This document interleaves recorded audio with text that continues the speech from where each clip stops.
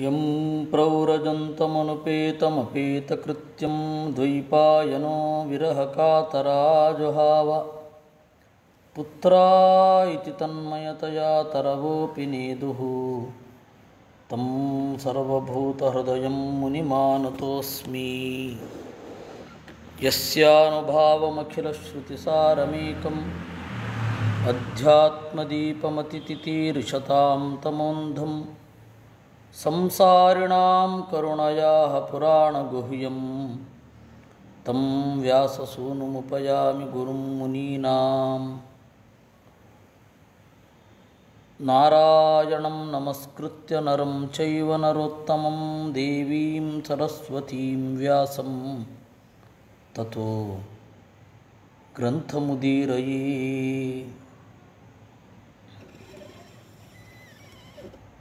ಮಾತರ್ಮೇ ಮಾತರಿಶ್ವನ್ನ ಪಿತುರತುಲಗುರೋ ಭ್ರಾತರಿಷ್ಟಾಪ್ತಬಂಧೋ ಸ್ವಾಮಿನ್ ಸರ್ವಾಂತರಾತ್ಮನ್ನಜರಜರಯಿತರ್ಜನ್ಮ ಮೃತ್ಯಾಮಯಾನಾಂ ಗೋವಿಂದೇ ದೇಹಿ ಭಕ್ತಿಂ ಭವತಿ ಚ ಭಗವನ್ನೂರ್ಜಿತಾಂ ನಿರ್ನಿಮಿತ್ತಾಂ ನಿರ್ವ್ಯಾಜಾಂ ನಿಶ್ಚಲಾಂ ಸದ್ಗುಣಗಣಬೃಹತೀಂ ಶಾಶ್ವತೀಮಾಶು ದೇವಾ.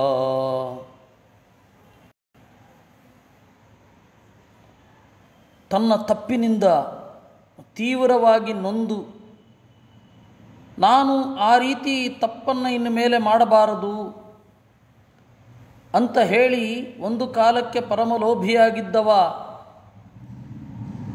ಎಲ್ಲವನ್ನ ತೊರೆದು ಲೋಭಕ್ಕೆ ಮೂಲವಾದ ದೇಹಾಭಿಮಾನವನ್ನೇ ತೊರೆದ.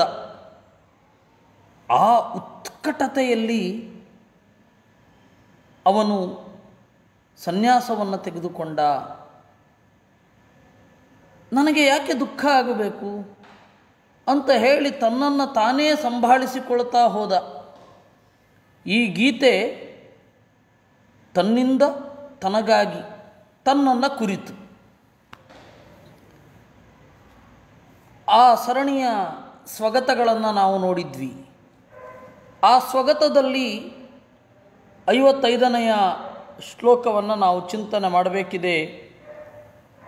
ಕರ್ಮಾಸ್ಯ ಹೇತು ಸುಖ ದುಃಖಯೋರ್ವೈ ಕಿಮಾತ್ಮನಸ್ತದ್ಧಿ ಜಡೇ ಜಡತ್ವೇ ದೇಹೇ ಸ್ವವಿತ್ ಪುರುಷೋಯಂ ತು ಪರ್ಣಃ ಕೃಧ್ಯೇತ ಕಸ್ಮೈ ನಹಿ ಕರ್ಮ ಮೂಲಂ. ಕರ್ಮ ಅಸ್ತು ಹೇತು ಸುಖ ದುಃಖಯೋ. ಸುಖ ದುಃಖಗಳಿಗೆ ನಮ್ಮ ಕರ್ಮ ಕಾರಣವೇ. ಕರ್ಮ ಆತ್ಮನ ಕರ್ಮ ಏನಿದೆ ಅದು ತೀವ್ರ ಮಟ್ಟದಲ್ಲಿ ಸುಖ ದುಃಖಗಳಿಗೆ ಕಾರಣ ಆಗಲ್ಲ. ದೇಹದ ಮಾಧ್ಯಮದಲ್ಲಿ ಅವನು ಕೆಲಸಗಳನ್ನು ಮಾಡಬೇಕು. ದೇಹ ಅಂತ ಬಂದಾಗ ಅವನು ಅನೇಕ ತಪ್ಪುಗಳನ್ನು ಮಾಡಲೇಬೇಕಾಗತ್ತೆ. ಅದರಿಂದಾಗಿ ಸುಖ ದುಃಖಗಳು ಬಂದೇ ಬರುತ್ತವೆ. ಮಧ್ವಾಚಾರ್ಯರು ಹೇಳಲ್ವೇ, ಪ್ರತಿಯೊಬ್ಬ ಜೀವಿ ಕನಿಷ್ಠ ಪಕ್ಷ ಅದು ಹೆಣ್ಣಾಗಲಿ ಗಂಡಾಗಲಿ 10 ಜನ್ಮಕ್ಕೆ ಆಗುವಷ್ಟು ಕರ್ಮಗಳನ್ನು ಅವರು ಮಾಡಿಯೇ ಮಾಡ್ತಾರೆ ಅಂತ. ಆ ಕಾರಣದಿಂದ ಕರ್ಮ ಅದು ನಮ್ಮ ಸುಖ ದುಃಖಕ್ಕೆ ಕಾರಣ ಅಂತ ಹೇಳೋದಾದರೆ ಅವನು ಹೇಳ್ತಾನೆ, ಕರ್ಮ ಅನ್ನೋದು ಜಡ. ದೇಹದ ಮಾಧ್ಯಮದಲ್ಲಿ ಏನೊಂದು ಕ್ರಿಯೆಗಳು ಸಾಗುತ್ತೆ, ಆ ಕ್ರಿಯೆ ಅಂತನ್ನೋದು ಜಡದೇಹದಿಂದ ಬಂದಿದೆ. ಆದ್ದರಿಂದಾಗಿ ಅದು ಜಡವೇ. ತೀರ ಆತ್ಮಿಕ ಕ್ರಿಯೆ ಸುಖ ದುಃಖಗಳಿಗೆ ಕಾರಣ ಅಲ್ಲ. ಸುಖ ದುಃಖಗಳಿಗೆ ಕಾರಣವಾದದ್ದು ಜಡ ಪದಾರ್ಥ, ಜಡವಾದ ಕರ್ಮ ಅಂತ ಇಟ್ಟುಕೊಂಡ್ರೆ ಆತ್ಮ ಚೇತನ ಕ್ರಿಯೆ ಜಡ ಒಂದಕ್ಕೊಂದಕ್ಕೆ ಸಂಬಂಧ ಇಲ್ಲ. ದೇಹೇ ಸ್ವವಿತ್ ಪುರುಷೋಯಂ ಸುಪರ್ಣಃ. ಈ ಜೀವ ಏನಿದ್ದಾನೆ ಅವನು ಸುಪರ್ಣ, ಉತ್ಕೃಷ್ಟವಾದ ಆನಂದವನ್ನು ಹೊಂದಿದವ. ದೇವರು ಏನಿದ್ದಾನೆ ಅವನು ಸುಪರ್ಣ. ಯಾಕೆ ಅಂದರೆ ಸುಪರ್ಣ,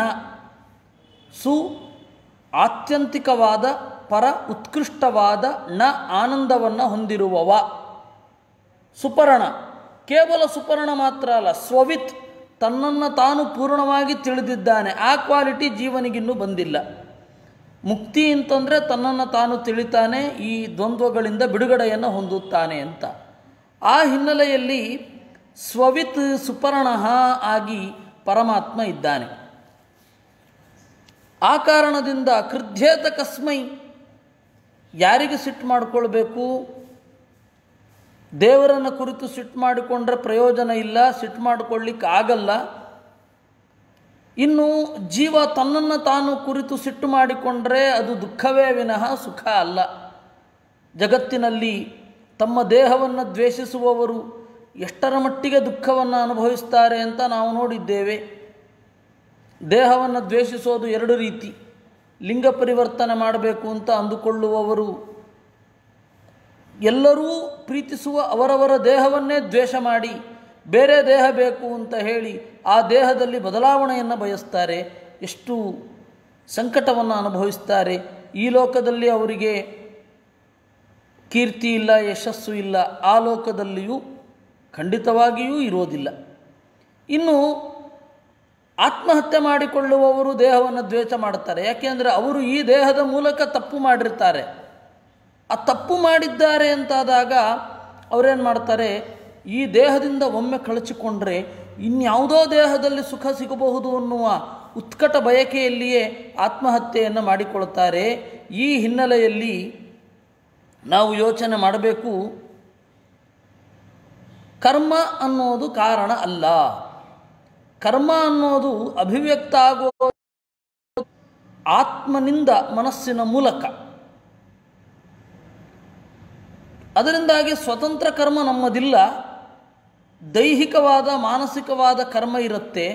ಆ ದೈಹಿಕವಾದ ಮಾನಸಿಕವಾದ ಕರ್ಮಗಳು ಪರಿಸರದ ಪ್ರಭಾವದಿಂದ ಉಂಟಾಗುತ್ತೆ. ಆ ಪರಿಸರದ ಪ್ರಭಾವವನ್ನು ತನ್ನ ಒಳಗಡೆ ಅರಗಿಸಿಕೊಂಡು ಕರ್ಮದಲ್ಲಿ ಅಭಿವ್ಯಕ್ತವಾಗುವಂತೆ ಮಾಡೋದು ನಮ್ಮ ಮನಸ್ಸು. ಆ ಮನಸ್ಸನ್ನು ನಮ್ಮದು ಅಂತ ಅಂದುಕೊಂಡಿರೋರು ನಾವು. ಅದರಿಂದಾಗಿ ಈ ಎಲ್ಲ ದುಃಖದ ಸಮೂಹ.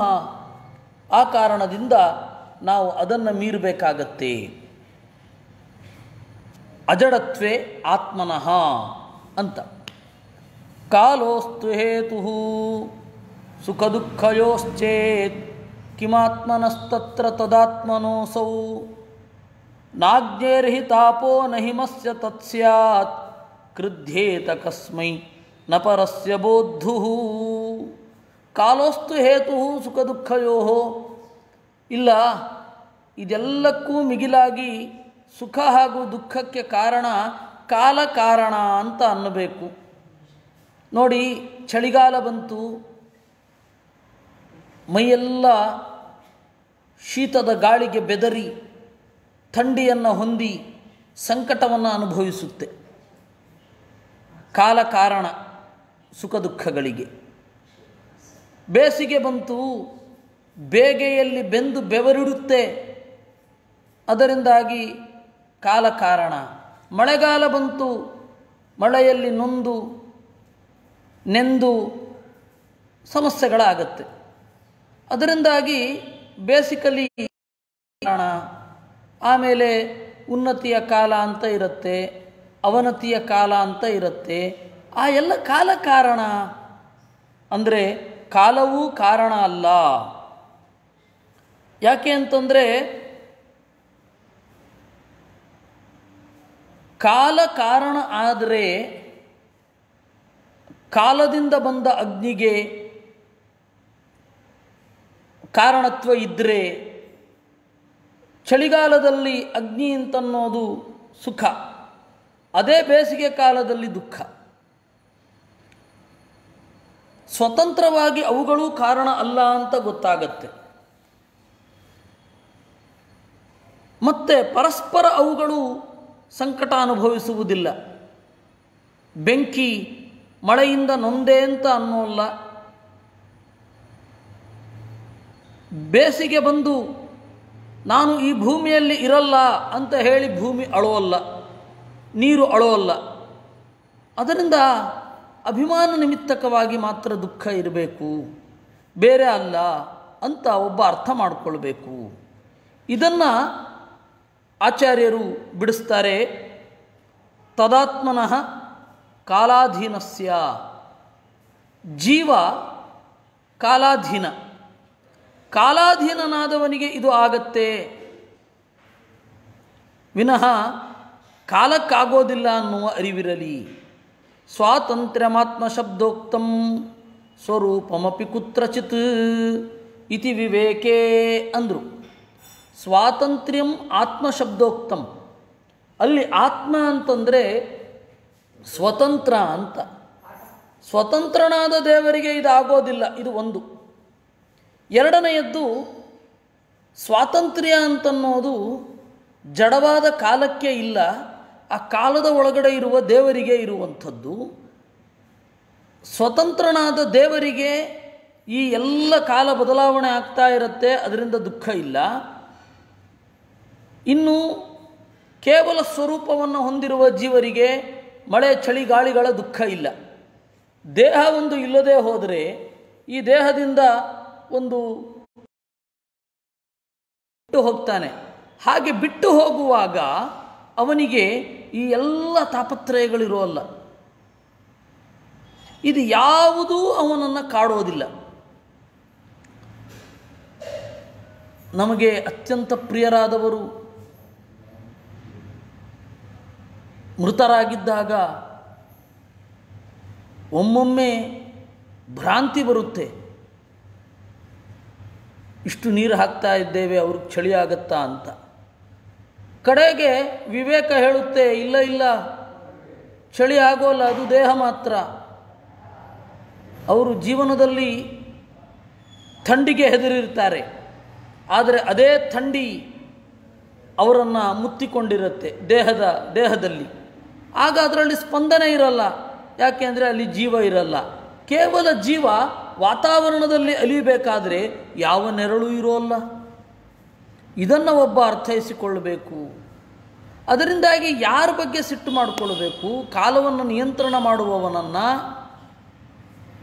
ಜಡವಾದ ಕಾಲವನ್ನೇ, ಬೇಗೆಯನ್ನು ಬೀರುವ ಸೂರ್ಯನನ್ನು ಕುರಿತು ಸಿಟ್ಟು ಮಾಡ್ಕೋಬೇಕಾ?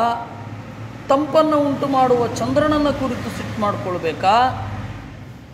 ಯಥಾಗ್ನೇಹೇ ಹಿಮಸ್ಯ ಚ ನೈವ ದುಃಖಂ ತಾವನ್ನಿಮಿತ್ತಂ ಜಡತ್ವಾತ್. ಅಗ್ನಿಗೆ, ಜಡವಾದ ಅಗ್ನಿಗೆ ಸಂವೇದನೆಯೇ ಇಲ್ಲ. ಬೆಂಕಿ ಉರಿತಾ ಇರುತ್ತೆ, ಮಳೆ ಬೀಳುತ್ತೆ, ಬೆಂಕಿ ಅಳೋಲ್ಲ.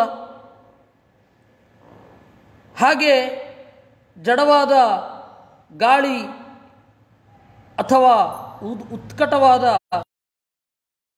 ನೀರನ್ನು ಖಾಲಿ ಮಾಡಿಬಿಡುತ್ತೆ. ನೀರಾಗ ಅಳೋಲ್ಲ, ಯಾಕೆ ಅಂತಂದರೆ ಜಡ, ಸಂವೇದನೆಯೇ ಇಲ್ಲ. ಜಡತ್ವಾತ್ ಏವಂ ಜಡತ್ವಾತ್ ದೇಹಸ್ಯಾಪಿ ಕಾಲಾದಿ ಸಂಬಂಧೇ ವಿದ್ಯಮಾನೇಪಿ ನ ದುಃಖಂ ಯುಕ್ತಂ. ಅದೇ ರೀತಿ ಜಡವಾದ ದೇಹಕ್ಕೆ ಕಾಲದ ಒಂದು ಸಂಬಂಧ ಇರುತ್ತೆ, ದುಃಖ ಪಡಬಾರದು. ಸದಾ ಕಾಲಾದಿ ಸಂಬಂಧಾತ್ ದುಃಖಂ ದೇಹಸ್ಯ ಯುಜ್ಯತೆ. ಕಾಲದ ಸಂಬಂಧ ಇರೋದರಿಂದಾಗಿ ದೇಹಕ್ಕೆ ದುಃಖ. ತಥಾಪಿ ನೈವ ದುಃಖಿ ಸಹ ಜಡತ್ವಾನ್ನಿಯಮೇನತೂ. ಕೇವಲ ದೇಹ ಅನ್ನೋದು ಸುಖವನ್ನು ಹೊಂದೋದಿಲ್ಲ. ಯಾಕೆ ಅಂತಂದರೆ ಶವ ಯಾವ ಸಂವೇದನೆಯನ್ನು ಹೊಂದಿರೋದಿಲ್ಲ. ಇದನ್ನು ಅರ್ಥ ಮಾಡಿಕೊಳ್ಬೇಕು. ಕೇವಲ ಜೀವನಿಗೂ ಕೂಡ ದುಃಖ ಇರಲ್ಲ. ವಾತಾವರಣದಲ್ಲಿ ಅನಂತ ಜೀವರಾಶಿಗಳು ಇರ್ತವೆ, ಅವುಗಳಿಗೆ ನೆರಳಿಲ್ಲ, ಆಸರೆ ಇಲ್ಲ, ಬೆಚ್ಚಗಾಗೋದು ಅಂತ ಇಲ್ಲ, ಥಂಡಿಯನ್ನು ಉಂಟು ಮಾಡೋದು ಅಂತ ಇಲ್ಲ. ಅವುಗಳಿಗೂ ದುಃಖ ಇಲ್ಲ. ಕೇವಲ ಜೀವರಿಗೂ ದುಃಖ ಇಲ್ಲ, ಕೇವಲ ಜಡಕ್ಕೂ ದುಃಖ ಇಲ್ಲ. ಹಾಗಾದರೆ ಜೀವ ಜಡಗಳ ಸಂಯೋಗ ಆದಾಗ ಅಭಿಮಾನ ನಿಮಿತ್ತಕವಾಗಿ ಆತ್ಮನಿಗೆ ಸುಖ ಅಥವಾ ದುಃಖ.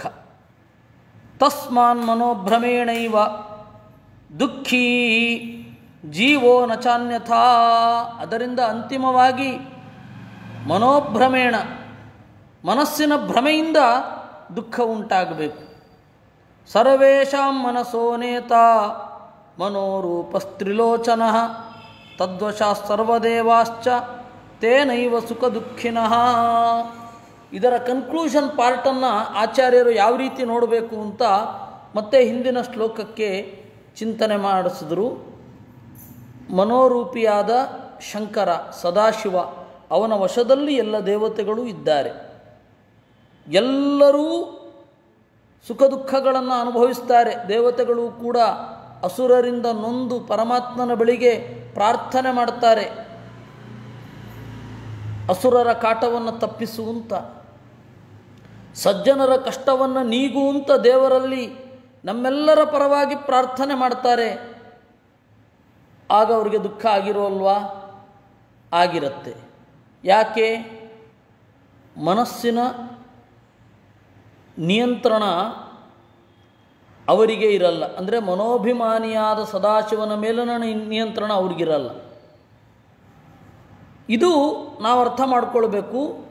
ಎಲ್ಲ ಇಂದ್ರಿಯಾಭಿಮಾನಿ ದೇವತೆಗಳು ಅವನ ವಶದಲ್ಲಿ ಇದ್ದಾರೆ ಅಂತ. ನಿಯಂತ ತಸ್ಯ ಚ ಪ್ರಾಣಃ ತತೋಪಿ ಬಲವತ್ತರಃ. ಪ್ರಾಣ ಅನ್ನೋನು ಅದಕ್ಕಿಂತ ಬಲಿಷ್ಠ, ಮುಖ್ಯ ಪ್ರಾಣ. ಅದರಿಂದಾಗಿ ಪ್ರಾಣಾಯಾಮದಿಂದ ಮನಸ್ಸಿನ ಉತ್ಕಟವಾದ ಏರಿಳಿತಗಳನ್ನು ತಟಸ್ಥವಾಗಿ ನೋಡುವಂತಹ ಬುದ್ಧಿ ಬರುತ್ತೆ. ತನ್ನಿಯಂತ ಹರಿಸ್ಸಾಕ್ಷಾತ್ ಪರಮಾನಂದ ಲಕ್ಷಣ ಇತಿ ತಾತ್ಪರ್ಯೇ ಅಂದರು. ಆ ಮುಖ್ಯ ಪ್ರಾಣನನ್ನೂ ನಿಯಂತ್ರಣ ಮಾಡುವವ ಪರಮಾತ್ಮ. ಈ ನಮ್ಮ ದೇಹದಿಂದಾಗಿ ದೇವರ ಬಳಿಗೆ ಈ ರೀತಿ ಹೋಗಬೇಕು.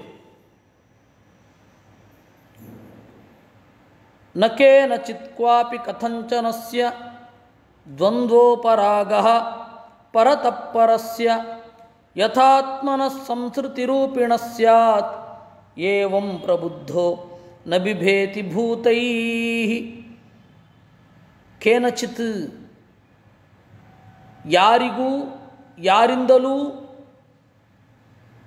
ಸೋಲು ಗೆಲುವು ಸುಖ ದುಃಖ ಈ ಜೋಡಿಗಳಲ್ಲಿ ಭಾಗವಹಿಸುವಿಕೆ ಏನೂ ಉಂಟಾಗೋಲ್ಲ. ಸುಖ ದುಃಖ ಸೋಲು ಗೆಲುವು ಇದೆಲ್ಲ ಜೀವನದ ಜೋಡಿ. ಯುಗ ಆದಿ, ಯುಗ ಅಂತಂದರೆ ಜೋಡಿ ಅಂತ, ಯುಗಾದಿ ಅಂತಂದರೆ ಹೊಸ ಜೋಡಿಯ ಆರಂಭ ಅಂತ.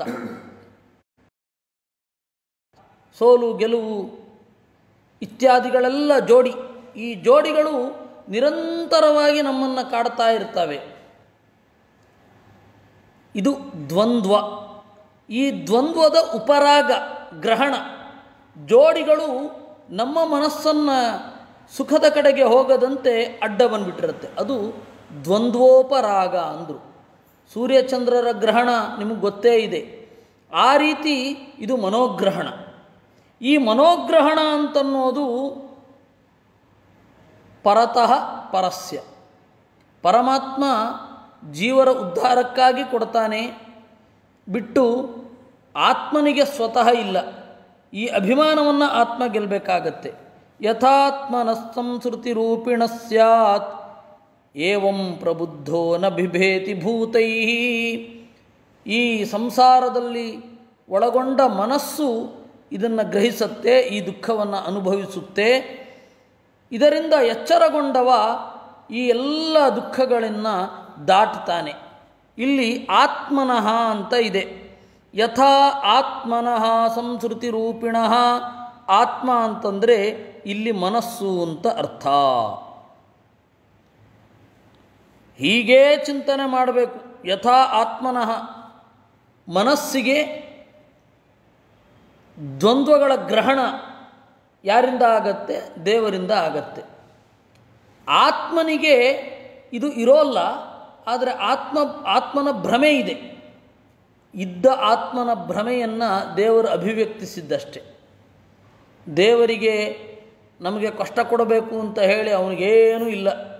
ನಮ್ಮ ಅಜ್ಞಾನದಿಂದ ನಮಗೆ ಕಷ್ಟ. ಆ ಅಜ್ಞಾನವನ್ನು ಪರಿಹಾರ ಮಾಡಿಕೊಳ್ಳಿಕ್ಕೆ ಇದೇ ಶಾಸ್ತ್ರವನ್ನು ನಮ್ಮ ಮುಂದೆ ಇಟ್ಟಿದ್ದಾನೆ. ಯಾಕೆಂದರೆ ಶಾಸ್ತ್ರದ ಉದ್ದೇಶ ಸುಖವನ್ನು ಕೊಡಬೇಕು ಅಂತ, ಉತ್ಕಟವಾದ ಸುಖವನ್ನು ಕೊಡಬೇಕು. ಆ ಸುಖ ಒಳಗಡೆಯಿಂದ ಇರುವ ಸುಖ ಏನಿದೆ ಅದು ಅಭಿವ್ಯಕ್ತ ಆಗಬೇಕು. ಹಾಗೆ ಅಭಿವ್ಯಕ್ತ ಆಗಬೇಕು ಅಂತಂದರೆ ದೇವರು ಈ ಸುಖ ದುಃಖಗಳನ್ನು ಕೊಡಬೇಕು. ಇಲ್ಲ ಅಂದರೆ ನಮಗೆ ಈ ದೇಹದ ಮೂಲಕ ಅಭಿವ್ಯಕ್ತಿ ಇಲ್ಲ, ಮಾಧ್ಯಮ ಇಲ್ಲ ಅಂದರೆ ಯಾವ ಕೆಲಸವನ್ನೂ ತೀವ್ರವಾಗಿ ಮಾಡಲಿಕ್ಕೆ ಆಗುವಲ್ಲ. ಅದರಿಂದಾಗಿ ದೇವರು ಈ ದ್ವಂದ್ವವನ್ನು ನಮ್ಮ ಮುಂದೆ ಇಟ್ಟಿದ್ದಾನೆ. ಇಷ್ಟು ನಾವು ತಿಳ್ಕೊಳ್ಬೇಕಾದದ್ದು. ಇನ್ನು ಸ್ವರ್ಗ ನರಕ ಇಲ್ಲಿಯೂ ಜಡದೇಹ ಇದ್ದೇ ಇರುತ್ತೆ. ಯಾತನಾ ಶರೀರ ಅಂತಲೇ ನರಕದಲ್ಲಿ ಅನುಭವಿಸುವ ಶರೀರವನ್ನು ಹೇಳುತ್ತಾರೆ. ಇನ್ನು ಸ್ವರ್ಗದಲ್ಲಿ ತಾಮಸ ಪ್ರಭಾವ ಆ ದೇಹದ ಮೇಲೆ ಕಡಿಮೆ ಇರುತ್ತೆ. ತಾಮಸರಿಗೂ ಹೊರಗಡೆಯಿಂದ ತಮೋಗುಣದ ಪ್ರಭಾವ ಕಡಿಮೆ ಇರುವ ದೇಹ, ರಜೋಗುಣ ಮತ್ತು ಸತ್ವಗುಣ ಹೆಚ್ಚು ಇರುವಂತಹ ದೇಹ, ಅದರ ಪ್ರಭಾವ ಇರುವಂತಹ ದೇಹ. ಅದರಿಂದಾಗಿ ಇಷ್ಟು ಉತ್ಕಟವಾಗಿ ಅವರನ್ನು ಕಾಡೋದಿಲ್ಲ. ಆ ಸಂಸ್ಕೃತಿ ರೂಪಿಣಃ ಆತ್ಮನೋ ಜೀವಸ್ಯ ಯಥಾ ತಥಾ ನಹಿ ಪರಸ್ಯ ಅಮನಸ್ತ್ವಾತ್. ಈ ಮನಸ್ಸು ಅಂತನ್ನೋದೇ ಎಲ್ಲ ಕಡೆ ಜೊತೆಗಿರುತ್ತೆ. ಸತ್ಯಲೋಕ, ಸತ್ಯಲೋಕದಿಂದ ಮೇಲ್ಗಡೆ ಅಮುಕ್ತ ಸ್ಥಾನ, ಇಲ್ಲಿ ಮನಸ್ಸಿನ ಪ್ರಭಾವ ಕ್ಷೀಣವಾಗಿ ಇರುತ್ತೆ. ಮುಕ್ತಿಯಲ್ಲಂತೂ ಮನಸ್ಸು ಇರೋದೇ ಇಲ್ಲ. ಅದರಿಂದಾಗಿ ಎಲ್ಲ ಅವಸ್ಥೆಗಳಲ್ಲಿ ಈಗ ನಾವು ದೇಹದ ಮಾಧ್ಯಮದಲ್ಲಿ ಅನುಭವಿಸುವ ಸುಖ ದುಃಖಗಳಿಂದ ಹಿಡಿದು ಅಮುಕ್ತ ಸ್ಥಾನದವರೆಗೂ ಕೂಡ, ಅಂದರೆ ಮನಸ್ಸಿನ ಪ್ರಭಾವ ಕಡಿಮೆ ಆಗ್ತಾ ಇರಬಹುದು, ಆದರೆ ಮನಸ್ಸು ಇರೋದರಿಂದ ಮನೋಭಿಮಾನ ನಿಮಿತ್ತವಾಗಿ ಸುಖ ದುಃಖ ಅದಿದ್ದೇ ಇರುತ್ತೆ. ಯಾಕೆಂದರೆ ಈ ಸೃಷ್ಟಿಯಲ್ಲಿ ತರುವಾಗ ಸತ್ವರಜಸ್ತಮೋಗುಣಗಳ ಕಾಂಬಿನೇಷನ್ನು ಪ್ರತಿಯೊಂದು ಪದಾರ್ಥದಲ್ಲಿಯೂ ಯಾವ್ಯಾವ ರೀತಿ ಇರುತ್ತೆ ಅಂತ 3ನೇ ಸ್ಕಂಧದಲ್ಲಿ ಹೇಳ್ತಾರೆ. ಅದು ಎಲ್ಲ ಕಡೆ ಅನ್ವಯಿಸಿಕೊಂಡರೆ ಈ ಜಗತ್ತಿನ ಒಂದು ಅಸ್ತಿತ್ವ ಹೀಗೆ ಯಾಕಿದೆ ಅನ್ನೋದು ಅರ್ಥ ಆಗುತ್ತೆ. ಮುಕ್ತ ಸ್ಥಾನದಲ್ಲಿಯೂ ಕೂಡ ಮುಕ್ತ ಸ್ಥಾನದಲ್ಲಿ ಬಲಿ ಬಂದು ಪರಮಾತ್ಮನ ಕಿರೀಟ ಕದ್ಕೊಂಡು ಹೋಗ್ತಾನೆ ಅಂತ ಹೇಳಿ ನಾವು ಹರಿವಂಶದಲ್ಲಿ ನೋಡಿದ್ದೇವೆ. ಅವನಿಗೇನ್ರಿ ಆ ಕರ್ಮ? ಮುಕ್ತ ಸ್ಥಾನದಲ್ಲಿ ಇನ್ನೇನು ಮುಕ್ತ ಸ್ಥಾನಕ್ಕೆ ಹೋಗಬೇಕು ಅಂದರೆ ಅಮುಕ್ತ ಸ್ಥಾನದಲ್ಲಿರ್ತಾನೆ. ಅವಾಗಲೂ ಕೂಡ ಬಲಿ ಅನ್ನುವ ಅಸುರನ ಆವೇಶ ಆಗಿ ಆ ಬಲಿ ಅನ್ನುವ ಅಸುರ ದೇವರ ಕಿರೀಟ ಕದ್ಕೊಂಡು ಹೋಗೋದು ಒಂದು ಪ್ರಸಂಗ ಬರುತ್ತೆ. ಆಗ ಗರುಡ ಹೋಗಿ ಆ ಬಲಿಯನ್ನು ಹೊಡೆದು ಕಿರೀಟವನ್ನು ತೆಗೆದುಕೊಂಡು ಬಂದು ಕೃಷ್ಣನ ತಲೆಯ ಮೇಲೆ ಇಡ್ತಾನೆ. ಈ ಲೋಕದಲ್ಲಿ ಇಲ್ಲಿರುವ ಕೃಷ್ಣನ ತಲೆಯ ಮೇಲೆ ಕಿರೀಟ ಇಟ್ಟರೆ ಅದು ಸ್ವರ್ಗಲೋಕದಲ್ಲಿಯೂ ಕೂಡ ವೈಕುಂಠದಲ್ಲಿ ಇರುವ ಪರಮಾತ್ಮನ ತಲೆಯ ಮೇಲೂ ಕಿರೀಟ ಅನ್ನೋದು ಬರುತ್ತೆ. ಒಂದು ಲಕ್ಷ್ಮ್ಯಾತ್ಮಕ, ಇನ್ನೊಂದು ದೇವರ ಸಂಕಲ್ಪ. ಮತ್ತು ರೂಪ ಅಂತ ತೆಗೆದುಕೊಂಡಾಗ ಈ ರೂಪ ಮತ್ತು ಆ ರೂಪ ಎರಡೂ ಅಭಿನ್ನ. ಈ ರೀತಿ ಅದರ ವಿಶ್ಲೇಷಣೆಯನ್ನು ನಾವು ಇಲ್ಲಿಂದ ಮಾಡ್ತೇವೆ. ಅಮುಕ್ತ ಸ್ಥಾನದಲ್ಲಿ ಇರುವ ಜಯ ವಿಜಯರು ಬ್ರಹ್ಮದೇವರನ್ನು ತಡೆದಿದ್ದರು. ಲಕ್ಷ್ಮೀ ದೇವಿಯನ್ನು ಅವರಿಬ್ಬರು ಶಾಪ ಕೊಟ್ಟಿದ್ದರು. ಆ ಶಾಪ ಅಂತನ್ನೋದು ಯಾವಾಗ ಫಲಿಸಿತು ಅಂತಂದರೆ ಸನಕ ಸನಂದನಾದಿಗಳು ಬಂದು ದೇವರನ್ನು ದರ್ಶನ ಮಾಡಬೇಕು ಅಂತ ಇದ್ದಾಗ ಇವರು ತಡೆದರು. ಆಗ ಅವರೇನು ಮಾಡಿದ್ರು? ಶಾಪ ಕೊಟ್ಟರು. ಯಾಕೆ ಶಾಪ ಕೊಟ್ಟದ್ದು? ನಿಮಗೆ ಒಂದು ಭ್ರಮೆ ಇದೆ, ದೇವರನ್ನು ರಕ್ಷಣೆ ಮಾಡ್ತಾ ಇದ್ದೇವೆ ನಾವು ಅಂತ. ಆ ಭ್ರಮೆಗೆ ಶಾಪ. ಅದು ದೈತ್ಯರಿಗೆ ಮಾತ್ರ ಇರುವ ಭ್ರಮೆ. ಅದನ್ನು ನೀವು ಅಮುಕ್ತ ಸ್ಥಾನದಲ್ಲಿ ದ್ವಾರಪಾಲಕರಾಗಿದ್ದುಕೊಂಡು ತಳೆದಿದ್ದೀರಾ, ಅದರಿಂದಾಗಿ ನಿಮಗೆ ರಾಕ್ಷಸ ಯೋನಿ ಬರಲಿ ಅಂತ ಹೇಳಿ ಶಾಪ ಕೊಟ್ಟರು. ಅಂದರೆ ಅಮುಕ್ತ ಸ್ಥಾನದಲ್ಲಿ ಇರುವವರ ಮನಸ್ಸೂ ಕೂಡ ಕೆಲವೊಮ್ಮೆ ಸತ್ವರಜಸ್ತಮೋಗುಣಗಳ ಏರಿಳಿತಗಳಿಂದ ವಿಪರೀತವಾಗಿ ವರ್ತನೆ ಮಾಡುತ್ತವೆ. ಆ ಕಾರಣದಿಂದ ಭೂಮಿಯಿಂದ ಹಿಡಿದು ಅಮುಕ್ತ ಸ್ಥಾನದವರೆಗೆ ಜಡವಾದ ಮನಸ್ಸು ಕಾಡಬಲ್ಲುದು. ಜಡವಾದ ಮನಸ್ಸು ಅಂತ ಇದ್ದ ಮೇಲೆ ಜಡವಾದ ದೇಹ ಇರಲೇಬೇಕು.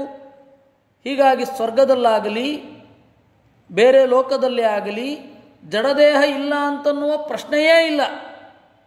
ಜಡದೇಹ ಇರುತ್ತೆ, ಆದರೆ ಸುಖವನ್ನು ಹೇಗೆ ಅನುಭವಿಸ್ಲಿಕ್ಕಾಗತ್ತೆ ಅಂದರೆ ಆ ದೇಹದಲ್ಲಿ ಸತ್ವಗುಣದ ಏರಿಳಿತಗಳು ಇರೋದಿಲ್ಲ ಅಷ್ಟೆ.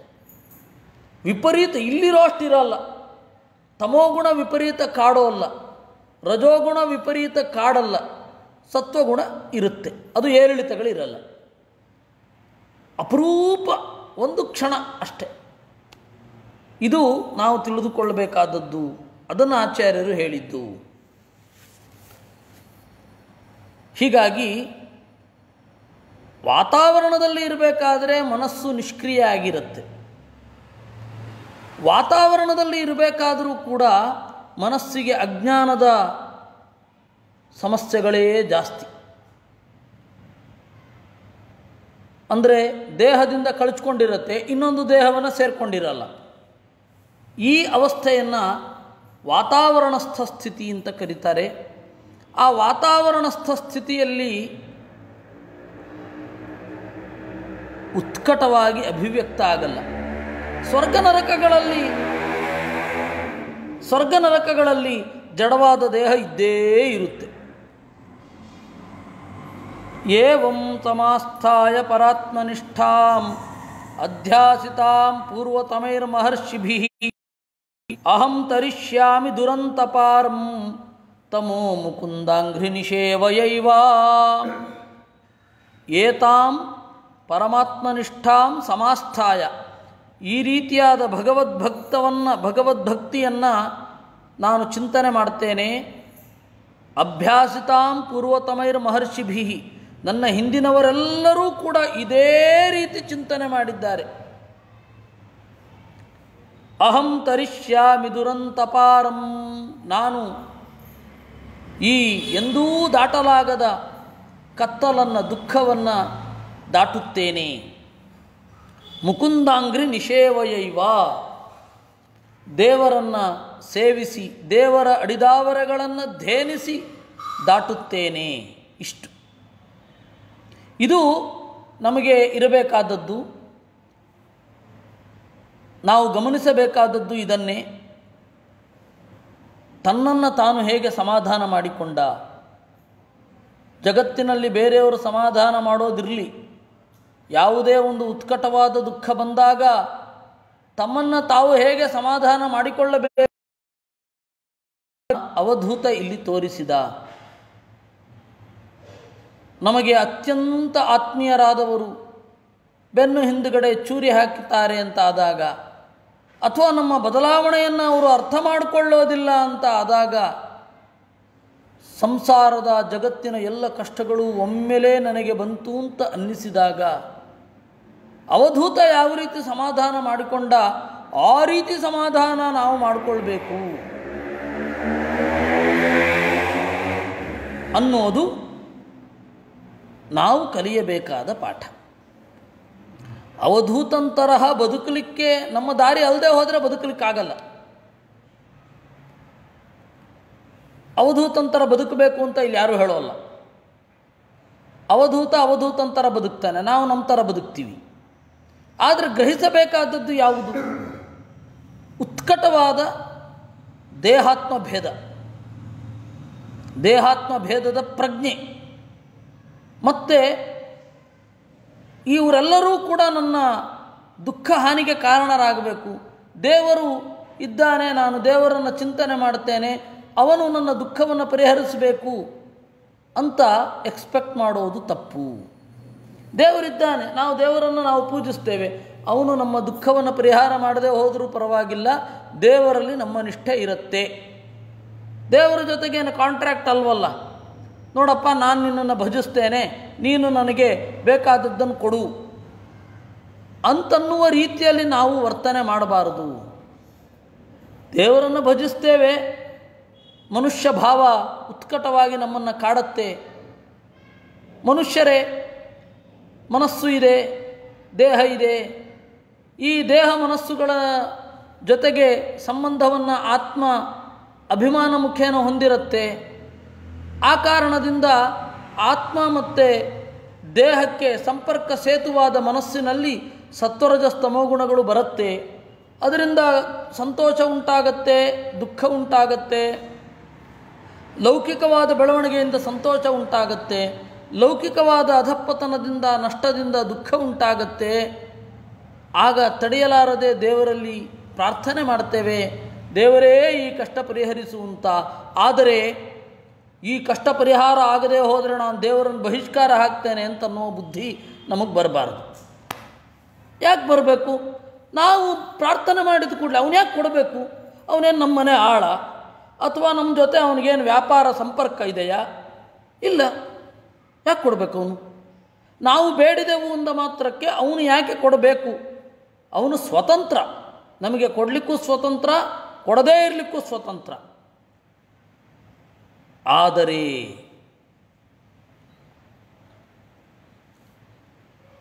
ನಾವು ಅವನನ್ನು ಪ್ರಾರ್ಥನೆ ಮಾಡೋದು ಬಿಡಬಾರದು. ಒಂದೊಮ್ಮೆ ಫಲಕಾಮನೆಯಿಂದಲೇ ದೇವರ ಪ್ರಾರ್ಥನೆ ಮಾಡಿದರೂ ಕೂಡ ಏನೋ ಒಂದು ಬೇಕು, ಅದಕ್ಕಾಗಿ ದೇವರನ್ನು ನಾವು ಉತ್ಕಟವಾಗಿ ಪ್ರಾರ್ಥನೆ ಮಾಡುತ್ತೇವೆ, ಈ ತರಹ ಆಗಿಬಿಡಲಿ ಅಂತ. ಅದಾಗಲ್ಲ. ಆದರೆ ದೇವರ ಮೇಲೆ ಸಿಟ್ಟು ಬರಬಾರದು, ದೇವರ ಮೇಲೆ ನಂಬಿಕೆ ಕಳ್ಕೋಬಾರದು. ಈ ತಟಸ್ಥತೆ ಅನ್ನೋದು ನಮಗೆ ಬರಬೇಕು. ಇದು ನಾವು ಅಳವಡಿಸ್ಕೊಳ್ಬೇಕು. ಅವಧೂತಂತರ ಬಾಳ್ರಿ ಅಂತ ಹೇಳಿ ಭಾಗವತ ಹೇಳ್ತಾ ಇಲ್ಲ. ಆ ಸ್ಪಿರಿಟನ್ನು ತೆಗೆದುಕೊಳ್ಬೇಕು ಯಾವತ್ತೂ ಕೂಡ. ಆ ಸ್ಪಿರಿಟನ್ನು ತೆಗೆದುಕೊಳ್ಳದೆ ಮುಂದುವರಿಬಾರದು. ಭಗವಾನುವಾಚ ನಿರ್ವಿದ್ಯ ನಷ್ಟದ್ರವಿಣೋ ಗತಕ್ಲಮಃ ಪ್ರೌರಜ್ಜಗಾಂ ಪರ್ಯಟಮಾನ ಇತ್ತಂ ನಿರಾಕೃತೋ ಸದ್ಭಿರಪಿ ಸ್ವಧರ್ಮಾತ್ ಅಕಂಪಿತೋ ಸೋ ಮುನಿರಾಹಗಾಥಾಂ. ಹೀಗೆ ನಿರ್ವಿದ್ಯ ನಷ್ಟದ್ರವಿಣ ಹಣವನ್ನು ಕಳೆದುಕೊಂಡು ಎಲ್ಲದರ ಬಗೆಗೆ ವೈರಾಗ್ಯವನ್ನು ತಾಳಿ, ನಿರುತ್ಸಾಹವನ್ನು ತಾಳಿ, ಗತಕ್ಲಮಃ ಮಾನಸಿಕವಾದ ಆಯಾಸಗಳಿಲ್ಲದೆ, ಇತ್ತಂ ಗಾಂ ಪರ್ಯಟಮಾನ ಭೂಮಿಯನ್ನು ಹೀಗೆ ತಿರುಗುತ್ತಾ, ಅಸದ್ಭಿ ನಿರಾಕೃತ ದುರ್ಜನರೆಲ್ಲ ಅವನನ್ನು ನಿರಾಕರಣೆ ಮಾಡಿದ್ರು. ಸ್ವಧರ್ಮಾತ್ ಅಕಂಪಿತ, ನೋಡು ಬಹಳ ಜನರು ನನ್ನನ್ನು ನಿರಾಕರಣೆ ಮಾಡ್ತಾ ಇದ್ದಾರೆ, ಆ ಕಾರಣದಿಂದ ನಾನು ಅವರಿಗೆ ಸರಿಯಾಗಿ ಇರ್ತೇನೆ ಅಂತ ಅವನು ಅಂದುಕೊಳ್ಳಿಲ್ಲ. ನಾವು ಬಹಳ ಜನರ ಅಭಿಪ್ರಾಯ ಹೇಗಿದೆ ಹಾಗೆ ನಡಿತೇವೆ ಅಂತನ್ನೋದು ಆತ್ಮದ್ರೋಹ. ಅವರು ಒಪ್ತಾರೆ, ಇವರು ಒಪ್ತಾರೆ, ಅವರು ಒಪ್ತಾರೆ, ನಾನು ಹೀಗಿಲ್ಲದೆ ಹೋದರೆ ಬಹಳ ಜನ ಒಪ್ಪೋದಿಲ್ಲ, ಬಹಳ ಜನ ಒಪ್ಪುವಂತೆ ನಾನು ಹೀಗಿರ್ತೇನೆ ಅಂತ ಅಂದುಕೊಳ್ಳೋದು ಅದು ಆತ್ಮದ್ರೋಹ. ಸಹಜವಾಗಿ ಇರಬೇಕು. ಅದರಿಂದ ಅಸದ್ಭಿ ನಿರಾಕೃತ ಸ್ವಧರ್ಮಾತ್ ಅಕಂಪಿತ, ಅಸಜ್ಜನರು ನಿರಾಕರಣೆ ಮಾಡಿದರೂ ಕೂಡ ತನ್ನ ಧರ್ಮದಿಂದ ಒಂದಿಂಚೂ ಕದಲಲಿಲ್ಲ. ಅವನು ಹೀಗೆ ಹೇಳಿದ, ಅದು ಜನರಿಗೆ ಸಂದೇಶ. ಇಲ್ಲಿ ತನಕ ಹೇಳಿದ್ದು ಸ್ವಗತ, ನಾನು ನನ್ನನ್ನು ಹೀಗೆ ಸಮಾಧಾನ ಮಾಡಿಕೊಳ್ಬೇಕು, ನಾನು ನನ್ನನ್ನು ಹೀಗೆ ಸಮಾಧಾನ ಮಾಡಿಕೊಳ್ಬೇಕು ಅಂತ ಅವನು ಅಂದುಕೊಂಡದ್ದು. ಅವನು ಏನು ಯೋಚನೆ ಮಾಡಿದ ಅದರ ಔಟ್ಕಮ್ ಇದು. ಸುಖ ದುಃಖಪ್ರದೋ ನಿತ್ಯಂ ಪುರುಷಸ್ಯಾತ್ಮ ವಿಭ್ರಮ ಮಿತ್ರೋದಾಸೀನ ರಿಪವಃ ಸಂಸಾರ ಸ್ವಮನಸ್ತತಃ. ಸುಖ ದುಃಖಪ್ರದ ಬೇರೆ ಯಾರೂ ಅಲ್ಲ. ಪುರುಷಸ್ಯ ಆತ್ಮವಿಭ್ರಮ, ಭ್ರಮೆಯೇ ಸುಖಕ್ಕೂ ದುಃಖಕ್ಕೂ ಕಾರಣ. ಅಂದರೆ ಐಂದ್ರಿಯಕ ಸುಖ ಕಾರಣ, ಐಂದ್ರಿಯಕ ದುಃಖಕ್ಕೂ ಭ್ರಮೆಯೇ ಕಾರಣ. ಮಿತ್ರೋದಾಸೀನ ರಿಪವಹ, ನಮ್ಮನ್ನು ಎಷ್ಟೋ ಜನ ಆಧರಿಸ್ತಾರೆ, ನಮ್ಮ ಬಗೆಗೆ ಕೇರ್ಲೆಸ್ ಆಗಿರುವವರು ಇರ್ತಾರೆ, ನಮ್ಮನ್ನು ವಿಪರೀತ ಉತ್ಕಟವಾಗಿ ಮಿತ್ರರಾಗಿರುವವರು ಇರ್ತಾರೆ. ಈ ಸಂಸಾರ ಇದೆಲ್ಲವೂ ಕೂಡ ನಮಗೆ ಇರೋದು ಮನಸ್ಸಿನಿಂದ, ಬೇರೆ ಅಲ್ಲ. ಮಾನಸಿಕವಾಗಿ ನಮಗೆಲ್ಲರಿಗೂ ಇದೆ. ತಸ್ಮಾತ್ ಸರ್ವಾತ್ಮನಾತಾತ ನಿಗೃಹೀಶ್ವ ಮನೋಧಿಯ. ಇದು ಅವನ ಗಾಥೆ, ಇದೊಂದೇ ಅವನ ಸಂದೇಶ ಜಗತ್ತಿಗೆ. ಈ ರೀತಿ ಅಂದರೆ ಹಿಂದೆ ಹೇಳಿದ ರೀತಿಯಲ್ಲಿ ಯೋಚನೆ ಮಾಡಿದ್ದಕ್ಕೆ ಈ ಸಂದೇಶ ಹೊರಗಡೆ ಬಂತು. ಇದು ಅರ್ಥ ಮಾಡ್ಕೊಳ್ಬೇಕು. ಯಾವ ರೀತಿ ಯೋಚನೆ ಮಾಡಿದರೆ ಹೊರಗಡೆ ಯಾವ ರೀತಿ ಬರುತ್ತೆ, ಇದನ್ನು ನಾವು ಹೊರಗಡೆ ಏನು ಮಾತು ಇದೆ ಅದಕ್ಕೆ ಕಾರಣ ಅವನ ಮನಸ್ಸಿನಲ್ಲಿ ಏನಿರುತ್ತೆ ಅನ್ನೋದನ್ನು ರಿವರ್ಸ್ ಇಂಜಿನಿಯರಿಂಗು ಮಾಡಬೇಕು. ಭಾಗವತಾದಿಗಳಲ್ಲಿ ಹೇಳಿದ್ದಾರೆ, ಹೀಗೆ ಯೋಚನೆ ಮಾಡಿದ್ದರಿಂದ ಈ ರೀತಿಯಾದ ಔಟ್ಕಮ್ ಬಂತು ಅಂತ. ಅದನ್ನು ಗಮನಿಸಬೇಕು. ಅವಧೂತನ ಸಂದೇಶ ಏನು ಅಂತ ಯಾರಾದರೂ ಕೇಳಿದರೆ ಇದು ಒಂದೇ ಶ್ಲೋಕ. ಸುಖ ದುಃಖ ಪ್ರದೋ ನಾನ್ಯಃ ಪುರುಷಸ್ಯ ಆತ್ಮವಿಭ್ರಮಃ ಮಿತ್ರೋದಾಸೀನ ರಿಪವಃ ಸಂಸಾರಸ್ವಮನಸ್ತತಃ ಅಂತನ್ನೋದು ಅವನ ಸಂದೇಶ. ಈ ಸಂದೇಶ ಕೊಡುವ ಮೊದಲು ಅವನು ಯೋಚನೆ ಮಾಡಿದ್ದಿದ್ದನ್ನು. ತಸ್ಮಾತ್ ಸರ್ವಾತ್ಮನಾತಾತ ನಿಗೃಹೀಶ್ವ ಮನೋಧಿಯ ಮಯ್ಯಾವೇಶಿತಯಾ ಯುಕ್ತಃ ಏತಾವಾನ್ ಯೋಗ ಸಂಗ್ರಹ. ಇದನ್ನು ಉದ್ಧವನಿಗೆ ಹೇಳ್ತಾ ಕೃಷ್ಣ ಹೇಳ್ತಾ ಇದ್ದಾನೆ, ತಸ್ಮಾತ್ ಅವನು ಹೀಗೆ ಯೋಚನೆ ಮಾಡಿದ, ಆದ್ದರಿಂದ ತಾತ ಅಯ್ಯ ಉದ್ಧವ, ಸರ್ವಾತ್ಮನ ಅಪೂರ್ಣವಾಗಿ ಧಿಯ ಬುದ್ಧಿಯಿಂದ ಮನಸ್ಸನ್ನು ನಿಗೃಹೀಶ್ವ ನಿಗ್ರಹಿಸು. ನನ್ನಲ್ಲಿ ಇರುವ ಬುದ್ಧಿಯಿಂದ ಮನಸ್ಸನ್ನು ನಿಗ್ರಹಿಸು. ಅದು ಸಹಜ, ವಸ್ತುತಃ ಅದಕ್ಕೆ ಬಹಳ ಕಷ್ಟ ಏನು ಪಡಬೇಕಾಗಿಲ್ಲ. ದೇವರಲ್ಲಿ ಉತ್ಕಟವಾದ ಆಸೆ ಬಂದು ದೇವರ ಗುಣಗಳನ್ನು ಚಿಂತನೆ ಮಾಡಬೇಕು, ದೇವರ ಬಗ್ಗೆ ಹೇಳಿರುವ ಭಾಗವತಾದಿಗಳನ್ನು ವಿಶೇಷವಾಗಿ ಅಧ್ಯಯನ, ಮಹಾಭಾರತವನ್ನು ವಿಶೇಷವಾಗಿ ಅಧ್ಯಯನ ಮಾಡಬೇಕು ಅಂತ ಹೋದಾಗ ನಿಮಗೆ ಹೊರಗಡೆ ಟೈಮ್ ಕಳೆಯೋದು ಕಷ್ಟ ಆಗತ್ತೆ. ಇದರಲ್ಲೇ ತೊಡಗಿಬಿಡ್ತಾ ಇರ್ತೇವೆ, ಅದೇ ಒಂದು ಧ್ಯಾನ ಆಗಿ ಹೋಗುತ್ತೆ. ಅದರಿಂದ ಆಚಾರ್ಯರು ಹೇಳಿದ್ದು ಸೋಪಾಸನಾಚ ದ್ವಿವಿಧ ಶಾಸ್ತ್ರಾಭ್ಯಾಸ ಸ್ವರೂಪಿಣಿ ಅಂತ. ಉಪಾಸನೆ ಅನ್ನೋದು ಎರಡು ರೀತಿ. ಒಂದು ಬೆಳಗ್ಗೆ ಕುಳಿತು ಧ್ಯಾನ ಮಾಡೋದು, ಅದಕ್ಕೆ ಪೋಷಕ ಆಗುವ ಹಾಗೆ ಗ್ರಂಥಗಳ ಮೂಲಕ ಅಧ್ಯಯನ ಮಾಡೋದು. ದಿನದ ಬಹುಪಾಲನ್ನು ಈ ರೀತಿ ಅಧ್ಯಯನದಲ್ಲಿ ಕಳೆದರೆ ಸರಿ, ಸಹಜವಾಗಿ ಅದು ಧ್ಯಾನ ಆಗಿಬಿಡುತ್ತೆ. ಹೊರಗಡೆಯ ವಿಷಯ ಪದಾರ್ಥಗಳಲ್ಲಿ ಮನಸ್ಸು ತಗ್ಗುತ್ತಾ ಹೋಗುತ್ತೆ. ಯಾರು ಉತ್ಕಟವಾಗಿ ಅಧ್ಯಯನ ಮಾಡ್ತಾರೆ ಅವರಿಗೆ ಹೊರಗಡೆಯ ವಿಷಯಾಭಿಲಾಷಗಳು ತಗ್ಗಿರುತ್ತೆ, ನಿರಾಸಕ್ತಿ ಇರುತ್ತೆ. ನೀವು ಹೊರಗಡೆಯ ವಿಷಯ ಅಂತ ನೋಡ್ತೀರ, ಇದು ಶಾಸ್ತ್ರದ ವಿಚಾರ ಅಂತ ಬಿಡಿ. ವಿಜ್ಞಾನಿಗಳೇನು ಋಷಿಗಳಿಗೆ ಕಡಿಮೆನಾ? ಬೇರೆ ಕಡೆ ತಲೆಯೇ ಹೋಗಿರಲ್ಲ, ನಿರಂತರವಾಗಿ ಅಧ್ಯಯನ ಪ್ರಯೋಗಗಳಲ್ಲಿ ತೊಡಗಿರ್ತಾರೆ. ಒಬ್ಬ ರಾಜಕಾರಣಿ ಏನು ಋಷಿಗಿಂತ ಕಡಿಮೆನಾ? ನಿರಂತರವಾಗಿ ಚಿಂತನೆ ಮಾಡ್ತಾ ಇರ್ತಾರೆ. ಆ ಸ್ಥಾನವನ್ನು ಗೆಲ್ಲೋದು ಹೇಗೆ, ಈ ಸ್ಥಾನವನ್ನು ಗೆಲ್ಲೋದು ಹೇಗೆ. ಅವರು ಸುಖವಾಗಿ ಉಂಡುಟ್ಟು ಮೆರಿಲಿಕ್ಕಾಗಲ್ಲ, ಸುಖವಾಗಿ ಮನಸ್ಸಿನ ಅಗತ್ಯಗಳನ್ನು ಪೂರೈಸುವತ್ತ ಹೆಜ್ಜೆ ಹಾಕಲಿಕ್ಕಾಗಲ್ಲ. ಅಂದರೆ ಹೊರಗಡೆಯ ಮಹತ್ವಾಕಾಂಕ್ಷೆಯನ್ನು ಪೂರೈಸಲಿಕ್ಕೇನೆ ತೊಡಗಿದಾಗ ಈ ಬಾಹ್ಯವಾದ ಮನಸ್ಸಿನ ಬಯಕೆಗಳನ್ನೆಲ್ಲ ದೂರ ಇಡುವ ನಾವು ಶಾಸ್ತ್ರದ ಚಿಂತನೆಗೆ ಅಂತ ಹೋದಾಗ ಇದನ್ನೆಲ್ಲ ದೂರ ಇಡ್ತೇವೆ ಅಲ್ವಾ, ಅದರಲ್ಲಿ ಯಾವುದೇ ಸಂದೇಹ ಇಲ್ಲ. ಏತಾವಾನ್ ಯೋಗ ಸಂಗ್ರಹ, ನನ್ನಲ್ಲಿ ಬುದ್ಧಿಯನ್ನು ತೊಡಗಿಸಿ ಮನಸ್ಸನ್ನು ನಿಗ್ರಹಿಸು. ಇದೇ ಏತಾಂ ಭಿಕ್ಷುಣಾ ಗೀತಾಂ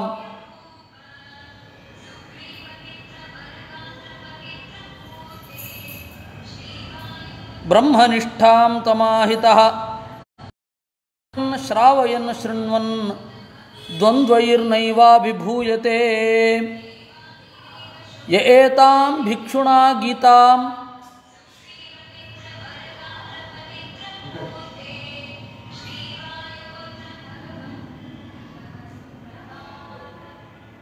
ಏತಾಂ ಭಿಕ್ಷುಣಾ ಗೀತಾಂ, ಹೀಗೆ ಭಿಕ್ಷು ಹಾಡಿದ ಹಾಡು. ಅವನ ಹೆಸರು ಏನು ಅಂತ ಕೂಡ ಹೇಳಲಿಲ್ಲ. ಸಂದೇಶದ ಪ್ರಾಮುಖ್ಯ ಇದೆಯೇ ವಿನಃ ಅವನ ಹೆಸರೇನೂ ಇಲ್ಲ. ಯಾರೋ ಒಬ್ಬ ಇದ್ದ ಅಷ್ಟೆ. ಈ ಹಿಂದಿನ ಅವಧೂತ 24 ಗುರುಗಳಿಂದ ಏನು ಪಾಠ ಕಲಿತ ಅವನ ಹೆಸರನ್ನು ಹೇಳಲಿಲ್ಲ. ತನ್ನದೇ ತಪ್ಪಿನಿಂದ ಲೋಭಿಯಾಗಿದ್ದು, ತನ್ನ ಬಂಧುಗಳಿಂದಲೇ ವಂಚನೆಗೊಳಗಾಗಿ ತೀವ್ರವಾದ ಮಾನಸಿಕ ವ್ಯಥೆಯನ್ನು ಅನುಭವಿಸಿ ಏನು ಒದ್ದಾಡಿದ, ಕಡೆಗೆ ಅವನು ಉದ್ಧಾರ ಆದ, ಅವನ ಹೆಸರು ಕೂಡ ಹೇಳಲಿಲ್ಲ. ಬೇಕಿಲ್ಲ. ಅಂತಹ ಭಿಕ್ಷು ಹೇಳಿದ ದೇವರ ಬಗೆಗಿನ ಚಿಂತನೆಯನ್ನು ಅವನು ಮಾಡ್ತಾ, ಒಬ್ಬ ಸಾಧಕ ದ್ವಂದ್ವಗಳಿಂದ ತೀವ್ರವಾದ ಆಘಾತಕ್ಕೆ ಒಳಗಾಗಲ್ಲ. ಆಗೋದೇ ಇಲ್ಲ ಅಂತಲ್ಲ, ಭಿಕ್ಷುಗೀತೆ ಕೇಳಿದವನು ಕೂಡ ದ್ವಂದ್ವಗಳ ಪೆಟ್ಟಿಗೆ ಒಳಗಾಗ್ತಾನೆ. ಆದರೆ ತೀವ್ರವಾಗಿ ಒಳಗಾಗೋದಿಲ್ಲ, ಕೂಡಲೇ ಚೇತರಿಸ್ಕೋತಾನೆ. ಬಹಳ ಸಜ್ಜನರು, ಬಹಳ ದೊಡ್ಡವರು ದ್ವಂದ್ವದ ಆಘಾತಕ್ಕೆ ಒಳಗಾಗೋದಿಲ್ಲ ಅಂತಂದರೆ ಅದು ಸುಳ್ಳಾಗತ್ತೆ. ದ್ವಂದ್ವದ ಆಘಾತಕ್ಕೆ ಒಳಗಾದರೂ ಕೂಡ ತೀವ್ರವಾಗಿ ಚೇತರಿಸಿಕೊಳ್ತಾರೆ. ಅದು ಸಹಜ. ಅರ್ಜುನ 2 ಬಾರಿ ಕೃಷ್ಣನಲ್ಲಿ ಗೀತೆಯನ್ನು ಕೇಳಿದ, ನಮಗೆ ತೋರುವ ಹಾಗೆ. ವೇದವ್ಯಾಸರಿಂದ ಬೇಕಾಷ್ಟು ಜ್ಞಾನವನ್ನು ಪಡೆದಿದ್ದಾನೆ. ಅಂಥವನು ಕೂಡ 16,100 ಮಂದಿ ಕೃಷ್ಣನ ಹೆಂಡಿರನ್ನು ಬೇಡರು ಎತ್ಕೊಂಡು ಹೋಗ್ತಾ ಇರಬೇಕಾದ್ರೆ ನಿಸ್ಸಹಾಯಕನಾಗಿ ಕಣ್ಣೀರು ತೆಗೆದ ಅಂತೆ. ಅಂಥವನು ಕೂಡ ಸ್ವರ್ಗಾರೋಹಣಕ್ಕೆ ಹೋಗಬೇಕಾದ್ರೆ ಬಿಲ್ಲನ್ನು ಹಿಡ್ಕೊಂಡಿದ್ದ. ಅದರಿಂದಾಗಿ ಇದನ್ನು ತಿಳಿದವ ದ್ವಂದ್ವಗಳ ದಾಳಿಗೆ ಒಳಗಾಗೋದಿಲ್ಲ ಅಂತಲ್ಲ, ಕಡಿಮೆ ಒಳಗಾಗ್ತಾನೆ. ಕಡಿಮೆ ಸಮಯ ಇದು ಕಾಡುತ್ತೆ ಅವನನ್ನು, ಕೂಡಲೇ ಅದರಿಂದ ಆಚೆ ಬಂದುಬಿಡ್ತಾನೆ. ಹೀಗೆ ಇತಿ ಶ್ರೀಮದ್ಭಾಗವತೆ 23ನೇ ಅಧ್ಯಾಯ ಮುಗಿದಿದೆ. ಶ್ರೀ ಭಗವಾನುವಾಚ ಅಥತೆ ಸಂಪ್ರವಕ್ಷ್ಯಾಮಿ ಸಾಂಖ್ಯಂ ಪೂರ್ವವಿನಿಶ್ಚಿತಂ ಯದ್ವಿಜ್ಞಾಯ ಪುಮಾನ್ ಸದ್ಯೋ ಜಹ್ಯಾತ್ ವೈಕಲ್ಪಿಕಂ ಭ್ರಮಂ. ಕೃಷ್ಣ ಇಷ್ಟು ಹೇಳಿ ಉದ್ಧವನಿಗೆ ಮತ್ತೆ ಮುಂದುವರಿಸ್ತಾನೆ. ಉದ್ಧವ, ಹಿಂದಿನವರು ಹೇಳಿದ ಸಾಂಖ್ಯವನ್ನು ನಾನು ನಿನಗೆ ಹೇಳ್ತೇನೆ. ಇಲ್ಲಿ ಸಾಂಖ್ಯ ಅಂತಂದರೆ ನ್ಯೂಮರಾಲಜಿ ಅಂತ ಏನೂ ಅಲ್ಲ, ಸಮ್ಯಕ್ ತತ್ವದೃಶಿ ಸಾಂಖ್ಯಂ ಅಂತ. ಸಾಂಖ್ಯ ಅಂತಂದರೆ ತತ್ವಶಾಸ್ತ್ರ, ಜೈವಿಕ ವಿಜ್ಞಾನ ಅಂತ, ಜೀವನ ಬಗೆಗಿನ ಜ್ಞಾನ. ಇದರ ಬಗ್ಗೆ ನಾನು ಹೇಳ್ತೇನೆ.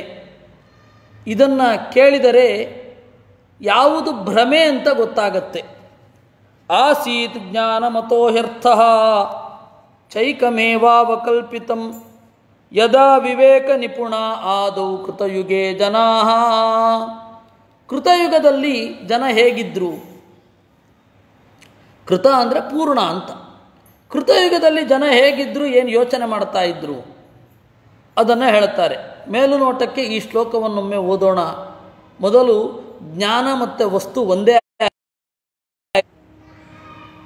ಆಗಿನ ಜನ, ಕೃತಯುಗದ ಜನ ವಿವೇಕ ನಿಪುಣಾಹ, ಒಳ್ಳೆ ಪ್ರಜ್ಞೆ ಉಳ್ಳವರಾಗಿದ್ದರು. ಆವಾಗ ಒಂದೇ ಇತ್ತು. ಈ ಒಂದೇ ಇತ್ತು ಅಂತ ಒಂದು ಇದೆಯಲ್ಲ, ಇದು ಎಲ್ಲ ಫಿಲಾಸಫಿಯಲ್ಲಿಯೂ ಕೂಡ ಇದೆ. ಅಂದರೆ ಬೇಸಿಕ್, ಖುರಾನ್ ಗೊತ್ತಿಲ್ಲ, ಬೈಬಲ್ನಲ್ಲಿ ಇದೆ. ಒಂದೇ ಒಂದು ಇತ್ತು, ದೇರ್ ವರ್ ಓನ್ಲಿ ವರ್ಡ್ಸ್ ಅಂತ ಒಂದು ಮಾತಿದೆ. ಏನೂ ಇರಲಿಲ್ಲ, ಶಬ್ದಗಳು ಮಾತ್ರ ಇತ್ತು ಅಂತ ಅವರು ಹೇಳ್ತಾರೆ. ಭಾಗವತದಲ್ಲಿ ಇನ್ನೂ ಬೇರೆ ರೀತಿ, ಜ್ಞಾನವೂ ಇತ್ತು, ವಸ್ತು ಎರಡೂ ಒಂದೇ ಆಗಿತ್ತು ಅಂತ. ಅದಕ್ಕೆ ಮಧ್ವಾಚಾರ್ಯರು ಹೇಳಿದ್ರು, ಭಾಗವತದ ಅರ್ಥ ಹಾಗಲ್ಲ. ವಸ್ತು ಜ್ಞಾನ ಒಂದೇ ಅಂದರೆ ಏನರ್ಥ? ಅದಕ್ಕೆ ಯಥೈವಾರ್ಥಸ್ತಥಾ ಜ್ಞಾನಂ ಜ್ಞಾನಾರ್ಥೈಕ್ಯಮುದಾಹೃತಂ. ಜ್ಞಾನ ಹೇಗೆ, ವಸ್ತು ಹೇಗಿರುತ್ತೋ ಹಾಗೆ ಜ್ಞಾನ ಇತ್ತು ಅಂತ ಅರ್ಥ. ಅದನ್ನು ಯಥಾರ್ಥ ಅಂತ ಕರೀತಾರೆ. ವಸ್ತು ಹೇಗಿರುತ್ತೋ ಹಾಗೆ ನಾವು ಗ್ರಹಿಸಿದರೆ ಅದನ್ನು ಯಥಾರ್ಥ. ಅಂದರೆ ಕೃತಯುಗದ ಜನರಿಗೆ ಭ್ರಮೆಗಳು ಕಡಿಮೆ, 90% ಭ್ರಮೆ ಇರಲಿಲ್ಲ, ಇನ್ನು 10% ಭ್ರಮೆ ಇರ್ತಿತ್ತೇನೋ. ಅದನ್ನು ಜ್ಞಾನಾರ್ಥೈಕ್ಯಂ ಅದನ್ನೇ ಹೇಳಿದರು. ತಥಾ ಕೃತಯುಗೇ ಪ್ರಾಯ, ಕೃತಯುಗದಲ್ಲಿ ಪ್ರಾಯ ಹಾಗೆ. ಕೃತ ಅಂದರೆ ಪೂರ್ಣ ಅಂತ. ಪೂರ್ಣ ಅಂದರೆ ಎಂಥದ್ದು? ಜ್ಞಾನಪೂರ್ಣ, ಧರ್ಮಪೂರ್ಣ, ಕ್ರಿಯಾಪೂರ್ಣ, ಈ ಭಕ್ತಿಪೂರ್ಣ, ಈ ಎಲ್ಲ ಪೂರ್ಣ, ಗುಣಪೂರ್ಣ, ಹೀಗೆ ಜನ ಇದ್ದರು. ಅದಕ್ಕೆ ಕೃತಯುಗ ಅಂತ. ಕೃತ ಅಂದ್ರೇ ಪೂರ್ಣ ಅಂತ ಅರ್ಥ. ಪೂರ್ಣ ಯುಗ ಹೀಗಿತ್ತು ಕೃತಯುಗದಲ್ಲಿ. ಇದು ಬ್ರಹ್ಮತರ್ಕದಲ್ಲಿ ಹೇಳಿದ ಮಾತು. ಅದಕ್ಕನುಗುಣವಾಗಿ ಈ ರೀತಿ ಅರ್ಥ ಮಾಡಬೇಕು. ಜ್ಞಾನವೂ ಅರ್ಥವೂ ಒಂದಾಗಿತ್ತು ಅಂದರೆ ಏನರ್ಥ? ವಸ್ತು ಹೇಗಿರುತ್ತೋ ಹಾಗೇ ಜ್ಞಾನವನ್ನು ಗ್ರಹಣ ಮಾಡ್ತಾ ಇದ್ರು ಅಂತ ಅರ್ಥ. ತನ್ಮಯ ಫಲರೂಪೇಣ ಕೇವಲೇನ ವಿಕಲ್ಪಿತಂ ವಾಂಗ್ಮನೋ ಗೋಚರಂ ಸತ್ಯಂ ದ್ವಿಧಾ ಸಮಭವದ್ಬೃಹತ್. ತನ್ಮಯ ಫಲರೂಪೇಣ, ನಾನೇ ನೇರವಾಗಿ ಆ ಎಲ್ಲ ಶಬ್ದಗಳಿಂದ ಆರಾಧ್ಯನಾಗಿ ಫಲವನ್ನು ಕೊಡ್ತಾ ಇದ್ದೆ. ಫಲರೂಪಿ ಅಂತಂದರೆ ಫಲಂ ರೂಪಯತಿ, ಅವರವರ ಜ್ಞಾನಕ್ಕೆ ಸಲ್ಲಬೇಕಾದ ಪ್ರಯೋಜನವನ್ನು ನಾನು ಕೊಡ್ತಾ ಇದ್ದೆ. ಆದ್ದರಿಂದ ಫಲರೂಪ. ನಾನು ಕೇವಲ ಆವಾಗ ಯಜ್ಞದಿಂದ ನಾನೊಬ್ಬನೇ ಆರಾಧ್ಯ.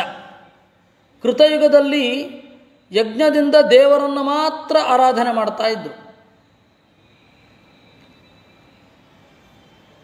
ನಂತರದ ಯುಗಗಳಲ್ಲಿ ಅದು ವ್ಯತ್ಯಾಸ ಆಗ್ತಾ ಹೋಯಿತು. ಕೃತಯುಗದಲ್ಲಿ ಸಮಗ್ರ ವೇದಗಳಿಂದ ನಾರಾಯಣನೇ ಪ್ರತಿಪಾದ್ಯ ಅನ್ನುವ ತಿಳುವಳಿಕೆ ಇತ್ತು. ಅದರಿಂದ ಕೇವಲೇನ ಹೀಗಿತ್ತು. ವಾಂಗ್ಮನೋ ಗೋಚರಂ ಸತ್ಯಂ, ಮಾತು ಮತ್ತು ಮನಸ್ಸು ಇವೆರಡೂ ಕೂಡ ಮೀರಿದ ಸತ್ಯ ಕೃತಯುಗದಲ್ಲಿ ಅವ್ರಿಗೆ ಮನೋಗೋಚರ ಆಗಿ ಇತ್ತು. ಭ್ರಮೆ ಇರಲಿಲ್ಲ. ದ್ವಿಧಾ ಸಮಭವದ್ಬೃಹತ್. ಆಮೇಲೆ ನಿಧಾನವಾಗಿ ಯುಗಗಳು ಕಳೆದ ಹಾಗೆ ಶಬ್ದ ಬೇರೆ, ಅರ್ಥ ಬೇರೆ. ಅಂದರೆ ಆ ಶಬ್ದದ ಸ್ಪಿರಿಟನ್ನು ತಿಳಿದುಕೊಳ್ಳೋದೇ ಮಾತಾಡೋದು ಜಾಸ್ತಿ ಆಯಿತು. ನೋಡಿ ಯಾವ ರೀತಿ ನಾವು ಬಳಸ್ತೇವೆ ಅಂದರೆ, ನೂರಾರು ತಾಪತ್ರಯ ಅಂತೇವೆ. ಅಲ್ಲಿ ಆ ಶಬ್ದ ಏನು ಹೇಳುತ್ತೆ? ತಾಪ ಅಂತಂದರೆ ತ್ರಯ, 3 ತಾಪಗಳು: ಅಧಿದೈವ, ಅಧಿಭೂತ, ಅಧ್ಯಾತ್ಮ. 3 ತಾಪಗಳು. ತಾಪತ್ರಯ ಅಂದ್ರೇ 3 ಅಂತ. ನಾವು ನೂರಾರು ತಾಪತ್ರಯ ಅಂತೇವೆ. ಅಲ್ಲಿ ತಾಪತ್ರಯ ಅಂದರೆ ಕಷ್ಟ ಅಂತ ನಾವು ಗ್ರಹಿಸಿದ್ದೇವೆ. ಹೇಗೆ ಅಂತ ಇದು ಉದಾಹರಣೆ. ಅದರಿಂದಾಗಿ ಶಬ್ದಗಳು ತಮ್ಮ ನಿಜವಾದ ಅರ್ಥವನ್ನು ಕಳೆದುಕೊಳ್ತವೆ. ಶಬ್ದ ಒಂದು ಹೇಳಿದ್ರೆ ಅರ್ಥ ಒಂದು ಹೇಳುತ್ತೆ. ಹೀಗೆ ವಿಭಿನ್ನವಾಗಿ ಹೋಗುತ್ತೆ. ದ್ವಿಧಾ ಸಮಭವತ್ ತತ್ ಶಬ್ದಾರ್ಥಾತ್ಮಕಂ ಉಭಯಂ ಮಹತ್ತರಂ.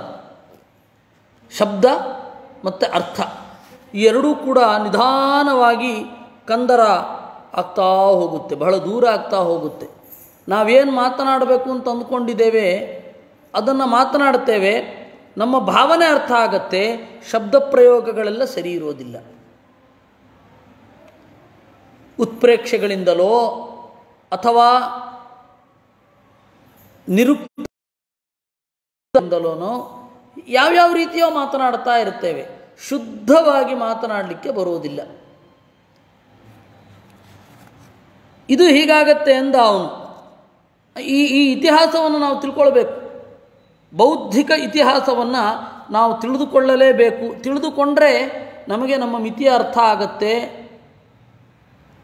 ಆವಾಗ ಯಥಾರ್ಥ ಜ್ಞಾನ ಅಂತನ್ನೋದು ಬರುತ್ತೆ, ಭ್ರಮೆ ನೀಗುತ್ತೆ. ಎಲ್ಲಿ ಆಡುವ ಶಬ್ದವೇ ನಮಗೆ ಸರಿಯಾಗಿ ಆಳವಾಗಿ ಗೊತ್ತಿಲ್ವೋ ಅಲ್ಲಿ ಅರ್ಥ ಹೇಗೆ ಚೆನ್ನಾದೀತು, ಹೆಂಗೆ ಯೋಚನೆ ಮಾಡಲಿಕ್ಕೆ ಬರುತ್ತೆ, ನಮಗೆ ಯೋಚನೆಯೇ ತಪ್ಪಾಗತ್ತೆ. ಅದನ್ನು ಆಚಾರ್ಯರು ನಿರೂಪಣೆ ಮಾಡಿದ್ರು. ಜ್ಞಾನಾರ್ಥೈಕ್ಯೇನ ಸ್ಥಿತಂ ಸತ್ಯಂ. ಎರಡು ಶಬ್ದ ಹೇಗಿದೆ, ಆ ಶಬ್ದ ಪ್ರತಿಪಾದ್ಯವಾದ ಎಲ್ಲ ಗುಣಗಳನ್ನು ಯಾವುದು ಒಳಗೊಂಡಿದೆ ಅದನ್ನು ಸತ್ಯ ಅಂತ ಕರೀತಾರೆ. ಆ ಸತ್ಯ ದೇವರೊಬ್ಬನೇ. ವಾಂಗ್ಮನೋ ಗೋಚರಂ ಸತ್ಯಂ ದ್ವಿಧಾ ಸಮಭವದ್ಬೃಹತ್. ವಾಂಗ್ಮನೋ ಗೋಚರಂ, ಈ ಶಬ್ದ ಯಾವ ಗುಣಗಳನ್ನೆಲ್ಲ ಹೇಳುತ್ತೆ ಆ ಎಲ್ಲ ಗುಣಗಳನ್ನು ಹೊಂದಿ ಅದಕ್ಕಿಂತಲೂ ಎತ್ತರ, ವೇದಗಳಿಗಿಂತಲೂ ಕೂಡ ಎತ್ತರದಲ್ಲಿ ಇರುವ ದೇವರು ಏನಿದ್ದಾನೆ ಅವನು ಸತ್ಯ. ಆ ಒಂದು ಉದ್ಗಾರವೇ ಪುರುಷ ಸೂಕ್ತದಲ್ಲಿ ಏತಾವಾನಸ್ಯ ಮಹಿಮಾತೋ ಜ್ಯಾಯಾಂಶ್ಚ ಪೂರುಚಃ. ಇಷ್ಟೇ ಏನು ದೇವರ ಮಹಿಮೆ, ದೇವರು ಇದಕ್ಕಿಂತ ದೊಡ್ಡವನು. ಏತಾವಾನಸ್ಯ ಮಹಿಮಾ ಅಥೋ ಜ್ಯಾಯಾಂಶ್ಚ ಪೂರುಷ, ಹೀಗೆ ಹೇಳ್ತಾರೆ. ಪಶ್ಚಾತ್ ದ್ವಿಧಾ ಸಮಭವತ್. ಆಮೇಲೆ ಶಬ್ದಗಳ ವ್ಯಾಪ್ತಿ ಎಷ್ಟಿರುತ್ತೋ ಅರ್ಥದ ಅಂದರೆ ವಸ್ತುವಿನ ವ್ಯಾಪ್ತಿ ಅಷ್ಟು ಇರಲ್ಲ.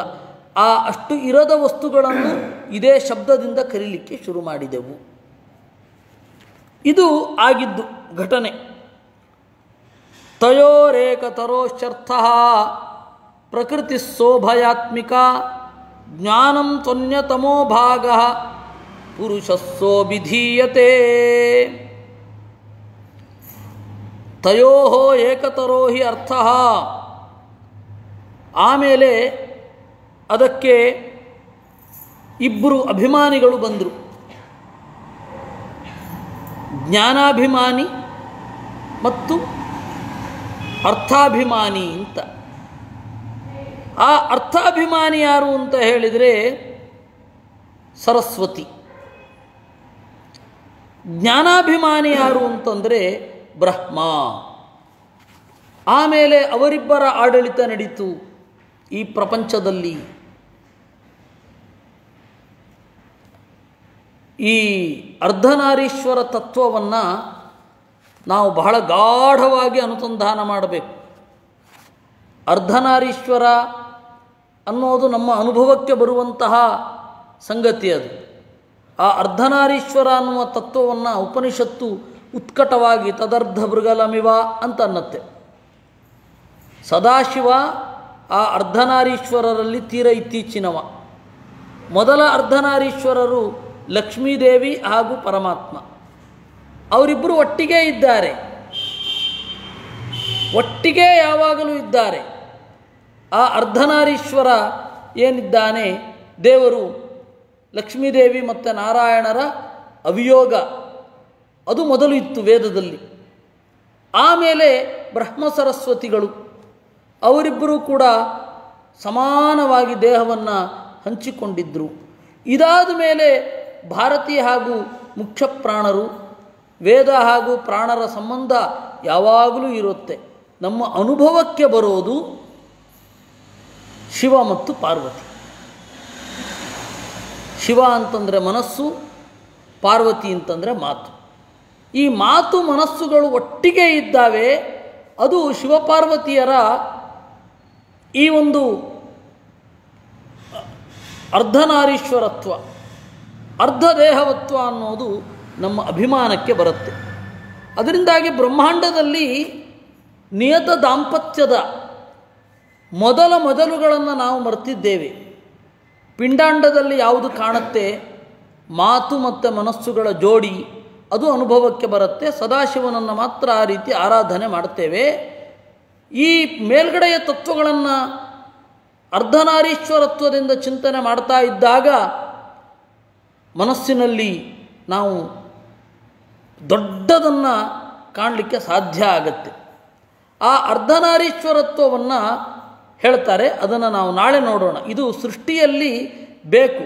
ಕೃತಯುಗದಲ್ಲಿ ಈ ದೇವರು ಮತ್ತು ಲಕ್ಷ್ಮೀದೇವಿ ಇಬ್ಬರು ಒಟ್ಟಿಗೆ ಇರ್ತಾ ಇದ್ದದ್ದು ಪ್ರಜ್ಞೆಯಲ್ಲಿ ಗೋಚರ ಆಗ್ತಾ ಇತ್ತು. ವೇದ ಮತ್ತು ದೇವರು, ವೇದಾಭಿಮಾನಿನಿಯಾದ ಲಕ್ಷ್ಮೀದೇವಿ ಮತ್ತು ವೇದ ಹೇಳುವ ಗುಣಗಳೇ ಆಗಿರುವ ದೇವರು ಎರಡು ಒಟ್ಟಿಗೆ ಇರ್ತಿತ್ತು. ಅಂದರೆ ಲಕ್ಷ್ಮೀನಾರಾಯಣರ ಕಲ್ಪನೆ ಅದು, ಲಕ್ಷ್ಮೀನಾರಾಯಣರ ಚಿಂತನೆ ಮನಸ್ಸಿನಲ್ಲಿ ವೇದದ ಅರ್ಥವನ್ನು ಚೆನ್ನಾಗಿ ಹೊಳೆಯಿಸ್ತಾ ಇತ್ತು.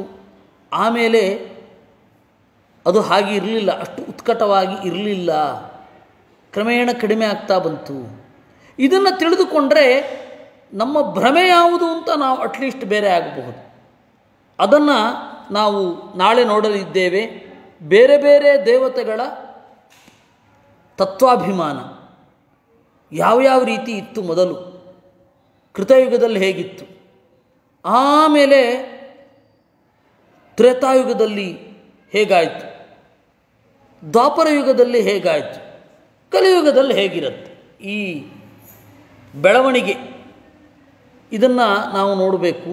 ಈ ಇತಿಹಾಸವನ್ನು ಅರ್ಥ ಮಾಡಿಕೊಂಡಾಗ ಇದು ಅರ್ಥ ಆಗತ್ತೆ ಅಂತ ಆಚಾರ್ಯರು ಇಲ್ಲಿ ಇತಿಹಾಸವನ್ನು ಮೊದಲು ನಮ್ಮ ಕಣ್ಮುಂದೆ ಇಡ್ತಾರೆ. ದೇವತೆಗಳ ಬೆಳವಣಿಗೆ, ದೇವತೆಗಳ ಸೃಷ್ಟಿ, ಇದು ಮನಸ್ಸಿನ ಒಳಗಡೆ ಯಾವ ರೀತಿ ಪ್ರತಿಫಲನಗೊಳ್ಳುತ್ತೆ ಅನ್ನೋದನ್ನು ಹೇಳ್ತಾರೆ. ಅದನ್ನು ನಾವು ನಾಳೆ ನೋಡೋಣ. ಮತ್ತೆ ಸ್ವಲ್ಪ ಹಿಂದಿನಿಂದ ಬರ್ತೇನೆ, ಏಕೆಂದರೆ ಸ್ವಲ್ಪ ಅಬ್ಸ್ಟ್ರ್ಯಾಕ್ಟ್ ಆಯಿತು ಅಂತ ಹೇಳಿ ಅನಿಸತ್ತೆ.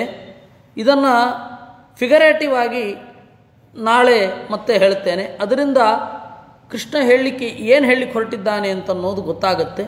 ಅದನ್ನು ನಾವು ನಾಳೆ ನೋಡೋಣ. ಕೃಷ್ಣಾರ್ಪಣಮಸ್ತು. ಅನೇನ ಭಾವಿಯತ್ ಪುಣ್ಯಂ ತದಾಪ್ನೋತು ಪಿತಾಮಮ.